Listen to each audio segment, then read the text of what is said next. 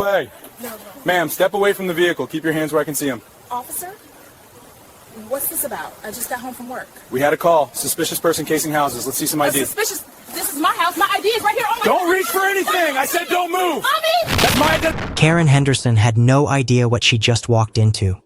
In the next 24 hours, her career would be over. Her reputation would be destroyed. Her name would be blacklisted across the entire retail industry. The part-time worker she just fired? Her husband owned the entire chain, every store, every location, every employee contract Karen had ever signed. Tanya Mitchell wasn't working because she needed the money. She worked part-time to stay connected to the business her husband built. Marcus Mitchell was the CEO and founder of a 200-store retail empire worth over $400 million. Tanya had a master's degree in human resources. She helped design the company's policies against discrimination. The HR department Karen just dismissed. They reported directly to Marcus. The call Tanya made? It went straight to corporate headquarters. The security cameras captured everything. Before I continue, let me ask you, have you ever been treated unfairly by someone in power? Drop your answer in the comments. But Karen had no idea who she was screaming at. Tanya Mitchell was 38 years old. She worked part-time at the Mitchell Retail Group flagship store. But she wasn't just any worker. She had a master's degree in human resources from Northwestern University. She got it in 2012. Before this, she worked 8 years as an HR director at a Fortune 500 company. She specialized in employee relations and preventing discrimination. In 2018, she left the corporate world. She wanted to support her husband's business. But here's what Karen didn't know. Tanya co-wrote the employee handbook for Mitchell Retail Group. She designed the training program on discrimination for the entire company. She sat on the board of a nonprofit for retail worker rights. She personally trained over 300 managers on how to fire people properly. So why was she working part-time? She worked 15 hours a week to stay grounded. She wanted to stay connected to frontline staff. She used a false last name on her name tag. It said Taylor instead of Mitchell. She didn't want special treatment. The time off she requested? It was for charity work with domestic violence survivors. Her husband Marcus didn't interfere with store operations. But when discrimination happened, that was different. On this Tuesday afternoon, Tanya was just trying to finish her shift. She needed to pick up her daughter from school. She had no interest in revealing who she really was. But Karen was about to force her hand. Now here's what happened next. Karen Henderson had a reputation in this neighborhood. And it wasn't good. Karen was 52 years old. She'd been a store manager for 6 months. She transferred from another location. Before that, she worked 14 years in retail management across 3 different chains. She knew the business, but she had a problem. 7 formal complaints in 6 months. Every single one involved a woman of color, a young employee, or someone working part-time. Let me say that again. 7 complaints, all targeting the same types of people. Here's what happened before. In March 2024, she wrote up a Latina cashier. The reason? Speaking Spanish to customers. A complaint was filed. HR gave her a verbal warning. In May 2024, she denied a promotion to a 19-year-old college student. She gave the job to her friend's son instead. He was less qualified. The district manager had to overrule her. Then in July 2024, at her current location, she publicly criticized a black employee. She said the woman's natural braids were unprofessional. The employee quit before filing a complaint. The staff had a name for her. They called her Hurricane Karen in their group chat. 3 employees had their resumes ready. 2 had already transferred to other locations. The district manager got anonymous complaints. But Karen's sales numbers were good. That protected her. She was a micromanager. She was condescending. She played favorites with white male employees. But this time, Karen picked the wrong target. This time, the person she fired had a direct line to the CEO. Because she slept next to him every night. Let me know in the comments if you've ever worked for someone like this. It was Tuesday, September 17th, 2024. The time was 2:47 in the afternoon. The location was the Mitchell Retail Group flagship store in suburban Chicago. It was huge, 45,000 square feet, the busiest store in the region. It made $12 million a year. It had 67 employees across all shifts. It was a normal afternoon. About 40 customers were shopping. Back-to-school season was ending. Classic rock played softly over the speakers. The lights were bright. The floors were polished concrete. It smelled like new clothes and air conditioning. Tanya Mitchell was folding sweaters in the women's section. Karen Henderson came out of the back office. She was holding a folder. David Park, a 23-year-old cashier, saw her coming. Maria Santos, 31, was the assistant manager. She was on break. Jessica Brooks, 19, was a new hire. She was stocking shelves nearby. About 8 customers were in the area. At 2:47, Karen walked onto the sales floor. She was wearing her manager polo. Her arms were crossed. Her jaw was clenched. David saw her and texted Maria. The message said, "Hurricane incoming." Karen made direct eye contact with Tanya from 30 feet away. She didn't greet customers as she passed them. "Tanya, office, now. I'm helping a customer in a moment. I don't care, now." The customer nearby looked uncomfortable and walked away. "Can we talk after my shift? I'm off at 3:30. "We're talking now, unless you want to make this worse." Tanya set down the sweater. She took a deep breath. She followed Karen toward the break room. 3 employees stopped and watched. They'd seen this before. But what happened next? None of them saw it coming. If stories like this matter to you, hit subscribe. Karen pulled Tanya into the break room. She left the door open. "I'm letting you go. Poor performance. Unreliable attendance. I haven't missed a single shift in 8 months. My performance reviews are all excellent." Karen's voice got louder.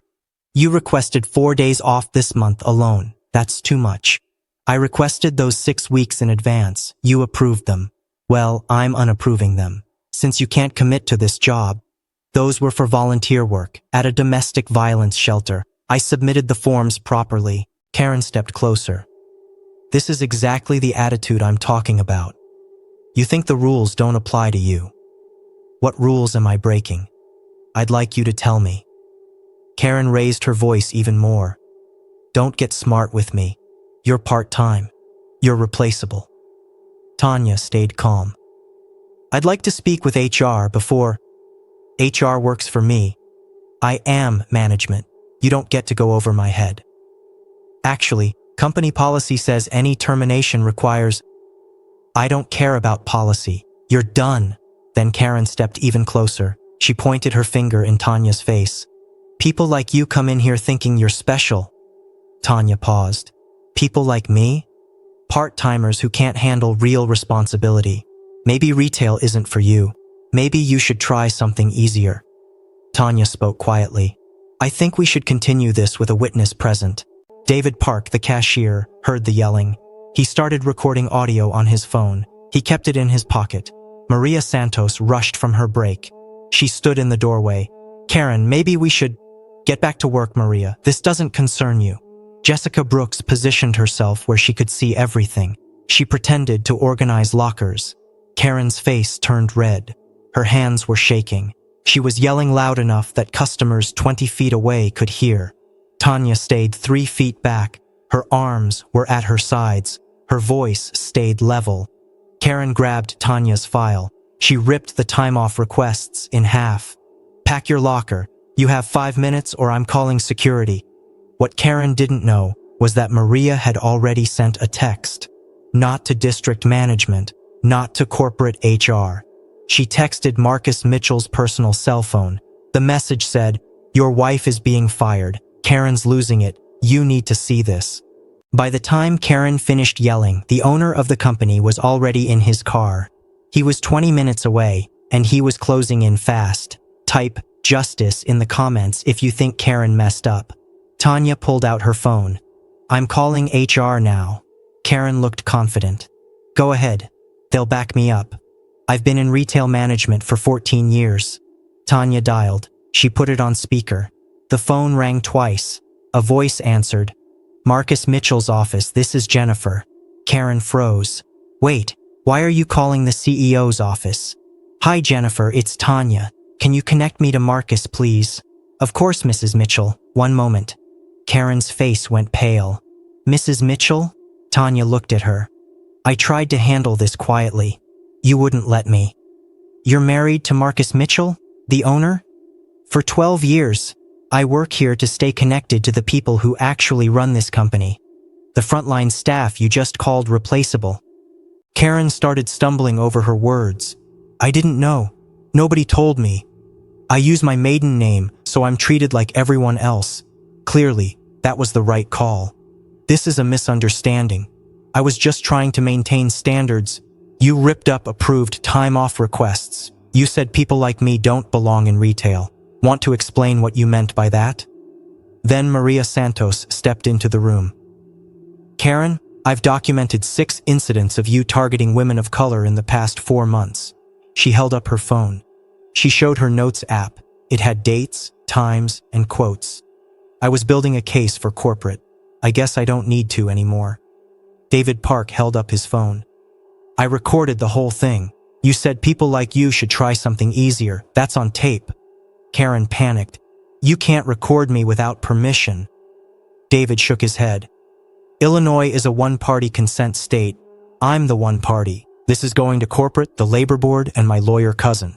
Jessica Brooks spoke up. Her voice was shaking. She told me on my first day that I better work harder than the diversity hires if I want to keep up. I thought that was normal here. Tanya's face hardened. It's not. It never was. That ends today.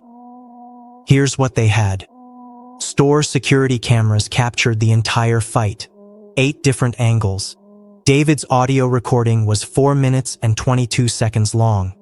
Maria's notes were 47 pages covering 6 months. The staff had a text message thread. Over 200 messages about Karen's behavior. HR had previous complaints in Karen's file. 7 formal complaints. 12 informal ones. At 3:14 in the afternoon, Marcus Mitchell arrived. He parked in the fire lane. He came through the back entrance. He met with Maria first. She showed him David's recording. He called the corporate HR director right away.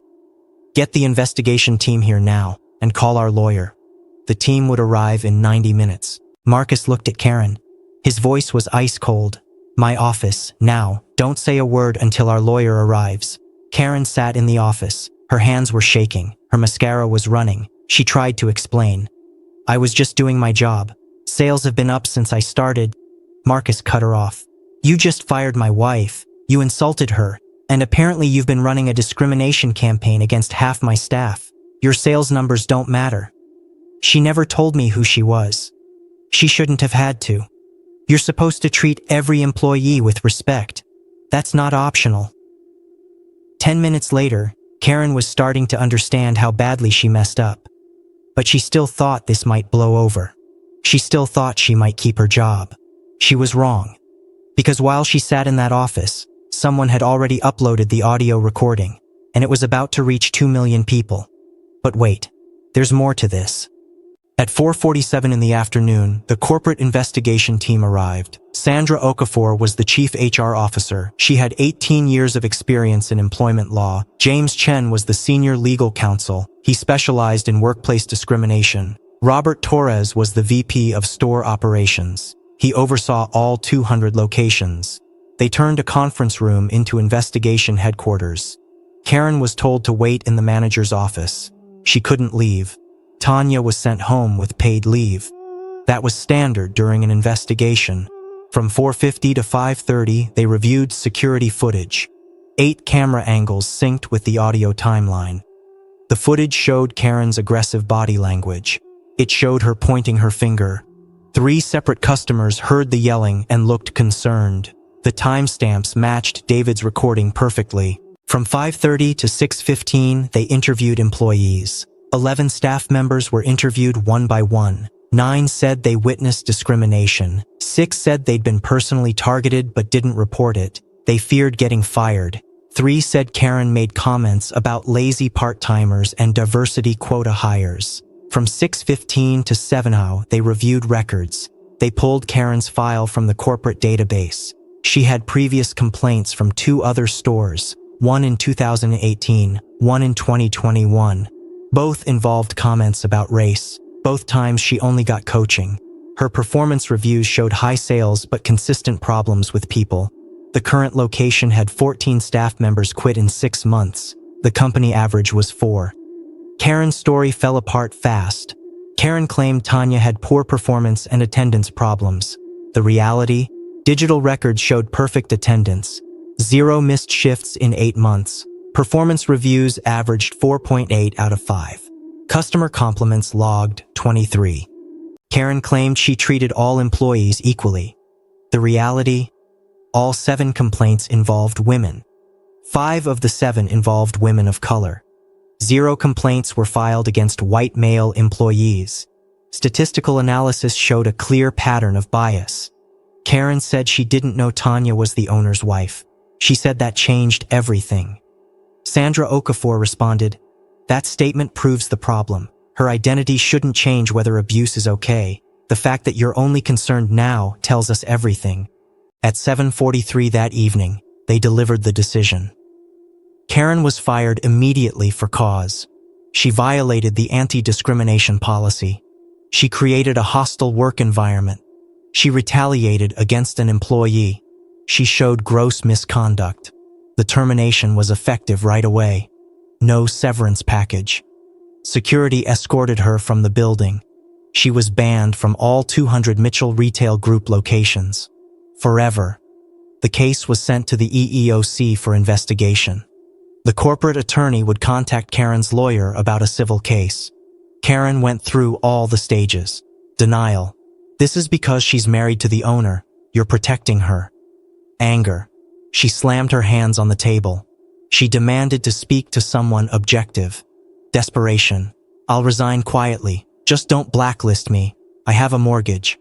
Robert Torres looked at her. You should have thought about that before you created a hostile workplace. By 8:30 that night, staff had an emergency meeting. An interim manager was appointed. Jessica cried with relief. David hugged Maria. 3 employees who requested transfers changed their minds. 4 customers who witnessed the fight submitted written statements supporting Tanya. Tanya was at home when Sandra called. You were right to document everything. We found a pattern going back 6 years. But the consequences were just beginning. While corporate was investigating, David's audio recording had been uploaded to TikTok. By the time Karen left the building at 8:17, it had 47,000 views. By the time she got home, 680,000. The internet found her full name, her LinkedIn profile, her previous jobs. The reckoning was going viral. If you believe workers deserve respect, hit that subscribe button. At 4:30 in the afternoon, David uploaded the 4-minute audio to TikTok. The caption said, "Manager fires worker for requesting time off. Plot twist at the end." By 5:30, it had 47,000 views and 2,100 comments. People were sharing it on Twitter. By 6:45, it was trending number 3 on TikTok under the hashtag Retail Horror Stories. It had 680,000 views. By 8 now, people on Chicago Reddit identified the store location. They found Karen's LinkedIn profile. By 10:30, an Instagram account called Retail Justice posted a compilation. It got 1.2 million views. By midnight, the video reached 4.3 million people across all platforms. It was on Twitter's trending tab. Here are the final numbers. The TikTok original got 6.8 million views. It got 412,000 likes and 89,000 shares. The Twitter thread with audio clips got 2.1 million views and 34,000 retweets. A Reddit post on the anti-work community got 67,000 upvotes and 4,200 comments. Instagram compilation videos got a combined 3.4 million views. YouTube commentary channels covered the story. They got 890,000 combined views in 48 hours. The top comments were wild. One person said, "The gasp I let out when she said Mrs. Mitchell." That got 89,000 likes. Another said, "She really said people like you and thought she'd get away with it. The audacity." That got 56,000 likes. A third said, This is why I tell my employees I'm the owner's wife on day one. Respect shouldn't be conditional. That got 41,000 likes. The media picked it up fast. The Chicago Tribune wrote, "Retail manager fired after targeting owner's wife." NBC News said, "Viral audio exposes discrimination in retail management." Trade publications like Retail Dive covered it too. Social media pages like The Shade Room, BuzzFeed, and Daily Mail UK all shared the story. Mitchell Retail Group posted an official statement at 11:47 that night. "We take discrimination seriously. We have fired the manager involved. We're conducting a company-wide review of management practices. We remain committed to a respectful, inclusive workplace." The statement got 12,000 supportive comments, but 890 people were critical. They asked, "Why did it take the owner's wife for you to act?" Karen tried to control the damage. At 11:23, she deleted her LinkedIn profile, but screenshots were already everywhere. At 11:34, she made her Facebook account private, but people already saved her profile picture and employer info. At 12:02 in the morning, she posted an Instagram story. "There's two sides to every story. I'm talking to my attorney." It didn't work. The audio recording was clear. Witnesses backed up the story. People found previous complaints at her other jobs online. 3 days later, Karen did something that made everything worse. She went on Facebook and posted a 1,200-word rant. She claimed she was the victim of reverse discrimination. She said Marcus Mitchell's diversity agenda was ruining retail. That post got 340,000 shares. It also got sent to every retail chain's HR department in the Midwest. Karen Henderson had just blacklisted herself. Let me know in the comments what you think about her response. On October 3, 2024, Mitchell Retail Group filed a civil lawsuit. The plaintiff was Mitchell Retail Group, Inc. The defendant was Karen Henderson. The case was filed in Cook County Circuit Court in Illinois. The claims were breach of employment contract, violation of company anti-discrimination policy, and damage to the company's reputation. On October 10th, Tanya Mitchell filed her own lawsuit. She claimed intentional infliction of emotional distress. She claimed defamation based on Karen's Facebook post. She claimed violation of the Illinois Human Rights Act. On October 15th, the EEOC opened a formal investigation. It was based on complaints from 6 current and former employees. During discovery, they found Karen's full pattern. They found 23 documented instances of discriminatory comments from 2018 to 2024. They found 11 formal HR complaints across 3 different employers. Maria Santos had a 47-page file. Karen's phone was subpoenaed. Her text messages contained racist remarks about employees. Performance reviews showed she rated white employees 40% higher on average than employees of color, even when they had similar performance. Here's some of the worst evidence. In May 2024, Karen texted a friend, "Corporate is forcing me to hire these diversity people. So unqualified." In July 2024, she emailed a district manager, "Tanya is always requesting time off for her volunteer work. Part-timers shouldn't get special treatment." In 2021, at a previous job, a recorded complaint said Karen told a black employee her natural hair was unprofessional and distracting. In March 2025, they reached a settlement. Here's what Karen had to pay. The company lawsuit cost her $185,000. That included $95,000 in damages for legal fees, investigation costs, and harm to reputation. It included $90,000 in punitive damages. Tanya's personal lawsuit cost her $240,000. That included $140,000 in compensatory damages for emotional distress and therapy costs. It included $100,000 in punitive damages. Karen's own legal fees cost $67,000. She paid out of pocket. Her attorney dropped her mid-case after the Facebook rant. The total financial impact was $492,000, but the money wasn't the only consequence. Karen was banned from all 200 Mitchell Retail Group locations forever. She was banned from 4 other major retail chains. They took action before even hiring her. A restraining order said she must stay 500 feet from Tanya Mitchell. The court ordered her to attend 40 hours of diversity and inclusion training. She lost her job. She was fired for cause. No severance. No unemployment at first. Her name was flagged in retail industry HR networks across 6 states. Her LinkedIn profile stayed deleted. Any attempt to rebuild it showed the viral story in Google results. Karen applied to 47 retail and management jobs in 6 months. She got 0 interviews. As of May 2025, she was working part-time at a car wash. She made $14.50 an hour. Her previous salary was $67,000 a year. The EEOC found substantial evidence of a pattern of discrimination. The settlement agreements included an admission of wrongdoing. There was no jail time because it was a civil matter. But the settlements included clauses that said she couldn't talk bad about Tanya or the company. Karen's first response was to refuse to apologize. She claimed she was set up. After the settlement, the court ordered her to post a public apology on Facebook. It was immediately flooded with negative comments.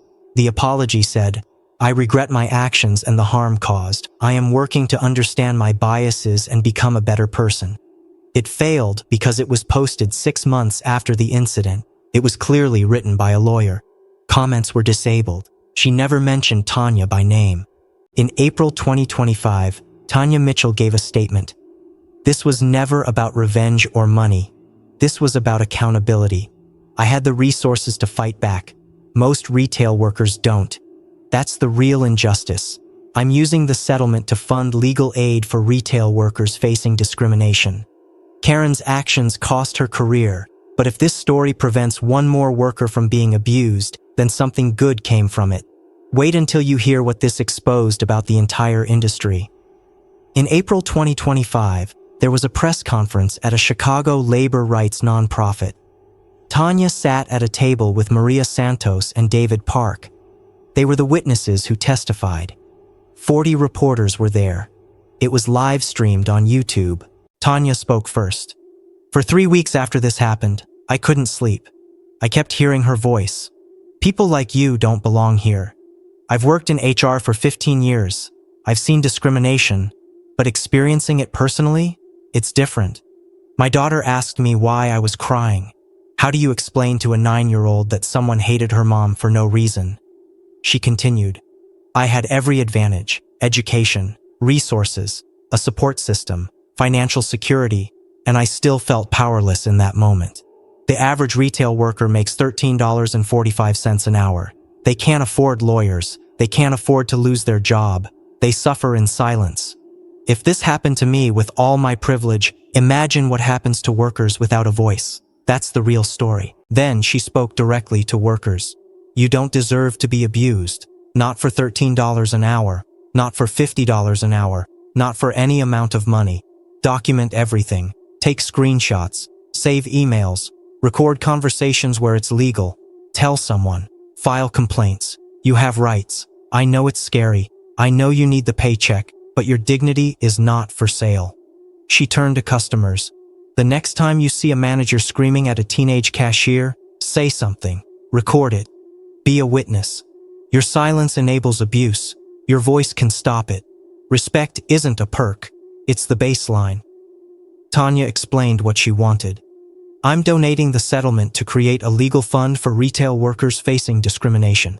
Mitchell Retail Group is doing quarterly bias training now. They have anonymous complaint systems, but we need industry-wide change. This can't just be about one company doing better." She thanked people. "Maria and David, you risked your jobs to stand up for me. That's courage. To the customers who submitted statements, you didn't have to. You chose to. Thank you. To my husband Marcus, thank you for not sweeping this under the rug. For choosing what's right over what's easy." Her closing quote was powerful. Karen Henderson lost her career, but she didn't lose it because she fired the owner's wife. She lost it because she spent years abusing workers who had no power to fight back. I just happened to be the one with the resources to make sure it mattered. Every worker deserves that same protection. Every single one. This case exposed something way bigger than one bad manager. Here's what the numbers show. 42% of retail workers report experiencing discrimination or harassment. That's from the National Retail Federation's 2024 survey. Women of color are 2.3 times more likely to report discriminatory treatment than white male workers. Only 18% of incidents result in formal HR complaints. Workers are scared of retaliation. 61% of retail workers say management faces no consequences for abusive behavior. The median retail wage is $13.45 an hour. That's from the U.S. Bureau of Labor Statistics in 2024. 67% of retail workers live paycheck to paycheck. 54% report staying in hostile environments because they need the money. This story is different because Tanya had resources. She had documentation. She had viral attention. She had real consequences. Most workers don't have these advantages. That's the problem we need to fix. So let me ask you, do we actually believe that retail workers deserve dignity? Or do we only care when it's the owner's wife being abused? Do we think Karen Henderson is unique? Or do we think there are thousands of managers just like her running stores right now, targeting workers who don't have Tanya's resources? Do we value workers as human beings? Or do we see them as replaceable parts designed to maximize profit? Because if we don't fix the economic vulnerability that traps workers in abusive jobs, if we don't strengthen legal protections against retaliation, if we don't hold corporations accountable for toxic management cultures, then we're just waiting for the next Karen Henderson, the next Tanya Mitchell, the next viral video that changes nothing because the system stays the same. Comment below if you believe retail workers deserve the same legal protections as corporate employees. If you think stories like this matter, hit that subscribe button. We're going to keep exposing these stories. We're going to keep demanding better. We're going to keep fighting for worker dignity, for accountability, and for a world where you don't have to be the CEO's wife to be treated with basic respect. This isn't just about one entitled manager or one courageous worker. It's about all of us and the system we're willing to tolerate. See you in the next one.